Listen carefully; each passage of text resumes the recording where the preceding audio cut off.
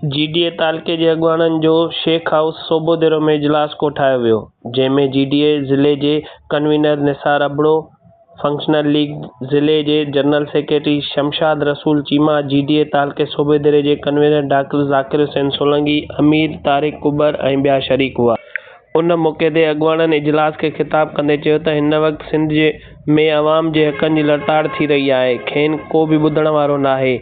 इन लाइ अवाम खे सुजाॻ थियणो पवंदो। हिन वक़्तु GDA जे प्लेटफॉर्म तां जदोजहद कई पई वञे। अवाम मायूस न थिए, जल्दी सिज उभरंदो ऐं कारा ककर टरी वेंदा। अंग्रेज़ साम्राज्य सां सूरे बादशाह जंग जोटे वतन या कफ़न जो शानदार नारो हंयो हुयो।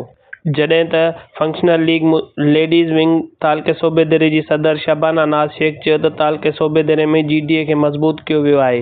अवाम GDA सां गॾु आहे। उन मौक़े ते GDA तालके सोबेदेरे जो कन्वीनर डॉक्टर ज़ाकिर हुसैन सोलंकी जे थियण जी ख़ुशीअ में केक कटियो वियो। इजलास में शमशाद दायो, अलमास दायो, ज़ुलेखा चन्ना, रुबीना सहतो, सदफ़ चन्ना, ज़ायद सहतो, अकील अब्बासी, किफ़ायत शेख, राशिद सोलंकी समेत ॿियनि वॾे अंग में शिरकत कई। कैमरामैन जाफ़र राजपर सां गॾु शकील अहमद शेख, कोशिश डिजिटल, धराला।